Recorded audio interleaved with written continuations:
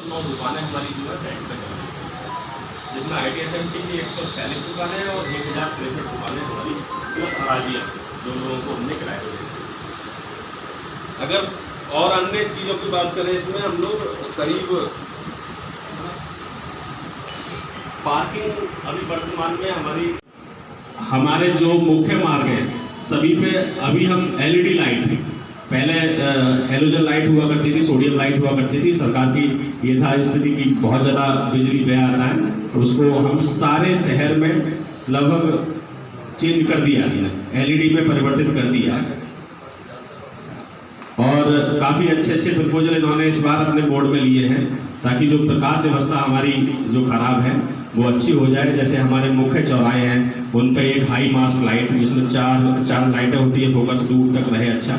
और जिन जिन मार्गों पे लाइट नहीं है वहाँ पे लाइट, और जहाँ पोल नहीं है वहाँ पे पोल की व्यवस्था। तो इस तरह से प्रकाश में काफ़ी इस बार प्रपोजल है आपके बोर्ड में। अगला आता है जन्म मृत्यु सुमित। नगर पालिका शहर में होने वाले प्रत्येक जन्म मृत्यु का एंट्री करती है, रजिस्ट्री करती है, मतलब रजिस्टर करती है उसको अपने यहाँ पे।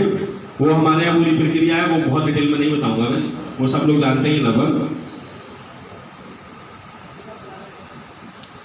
अब आता है टैक्स अनुभाग, लोगों से कुछ वसूली करती है, टैक्स लेती है।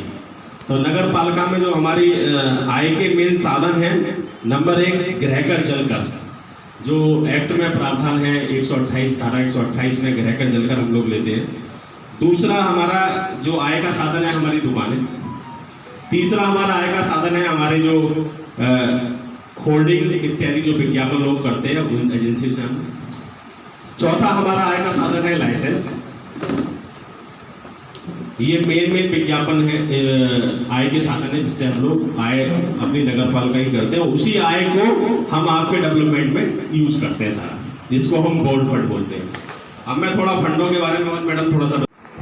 सरकार पहले नगर पालिकाओं में चुंगी हुआ करती, चुंगी व्यवस्था को खत्म करके सरकार ने एक राज्य वित्त आयोग का गठन किया। 1994 में राज्य वित्त आयोग का गठन हुआ और उसमें सभी निकायों के लिए शासन ने एक अनुदान धनराशि उसके क्षेत्र पर उसकी पॉपुलेशन के आधार पर निर्धारित की। अभी वर्तमान परिवेश में हम बात करें, जो राज्य वित्त आयोग आता है उसको सर्वप्रथम अपने जो कर्मचारी है उनकी सैलरी पर व्यय करते हैं, उसके बाद बचता है तो कोई डेवलपमेंट में व्यय करते हैं। लगभग हमारे यहाँ अभी 2.5 करोड़ लगभग राज्य वित्त आयोग की धनराशि प्रतिमा आती है। चूंकि पुराने कर्मचारियों का बहुत सारा बकाया है तो लगभग उन्हीं में सब कुछ खर्च होता है, डेवलपमेंट का नंबर ही नहीं आ पाता। दूसरा होता है केंद्रीय वित्त आयोग, जिसको हम 15वें वित्त आयोग बोलते हैं। 15वें वित्त आयोग में 2 तरह के हेड में धनराशि आती है, एक टाइड में और एक अनटाइड में।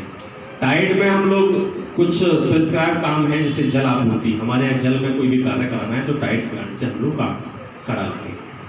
दूसरा होता है इसमें स्वच्छ भारत मिशन। स्वच्छ भारत मिशन में कूड़ा उठाने संबंधित जो भी कार्य हमें कराने हैं वो हम उससे करा देंगे। एक इसमें फंड आता है अनटाइड, उससे हम सड़क निर्माण इत्यादि जो भी कार्य हैं हमने वो सब करा लेते हैं। एक इसी में जो शहरी क्षेत्र में जितनी भी रजिस्ट्रियाँ होती हैं उसका 2% शुल्क सरकार सभी रजिस्ट्रीकर्ताओं से लेती है।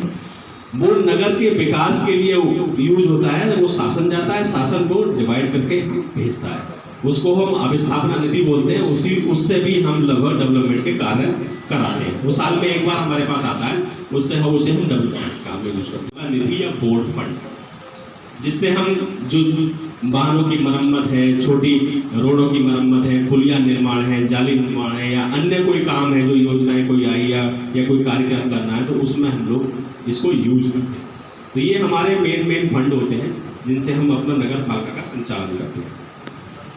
आय जो हमारी इनकम होती है, इनकम में जो भी हमारे शासन से धनराशि आती है हम लोग अपनी निकाय से अर्जित करते हैं, उसको हम आय बोलते हैं।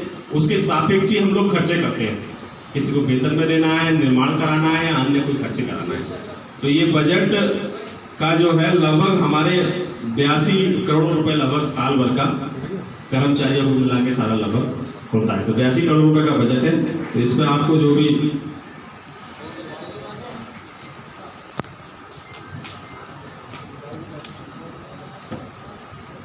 ये तो पास है ना 82 करोड़ रुपए। अच्छा, अब इसमें पहला प्रस्ताव साधारण प्रस्ताव में बदायूं नगर के व्यापारी एवं जन समूह की मांग पर जो टैक्स हमने लगाए थे उस पे पुनर्विचार के लिए रखा गया है। तो वो आप लोग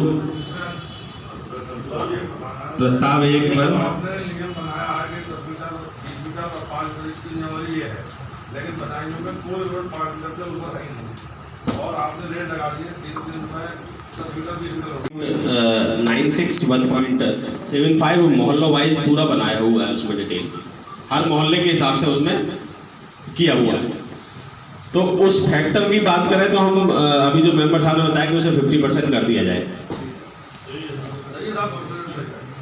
हमने जो लिया है यहाँ पे पूर्व में प्रस्ताव था जो 10 मीटर से अधिक चौड़े मार्ग पे किसी का मकान है उसके लिए अलग फैक्टर है, 5 से 10 मीटर कोई चौड़ा मकान है उसके लिए अलग फैक्टर है, 5 मीटर से कम चौड़ा मकान है, कम चौड़ा रोड है उसके लिए अलग फैक्टर है, मतलब पतली गलियों में है तो उसके लिए अलग है।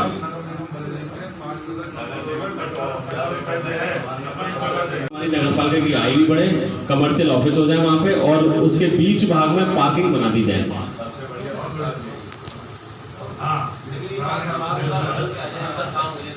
नहीं, इसको हम जो कि हमारे एक्ट में प्रावधान है पीपी मॉडल पर डेवलप कराएंगे, किसी प्राइवेट पार्टनर को लेके वो इसमें फंडिंग करेगा और एक निर्धारित एग्रीमेंट पे हम उससे कार्य कराएंगे। अभी हमारी प्रतिदिन आय लगभग 1000 रुपये की इससे हो रही है जो कि बहुत कम है, जबकि जगह की बात करें तो हमारी 5000 वर्ग मीटर है, आधा हेक्टेयर जगह है। अगर हम बीघों में बात करें तो 4-5 बीघे जमीन है हमारी।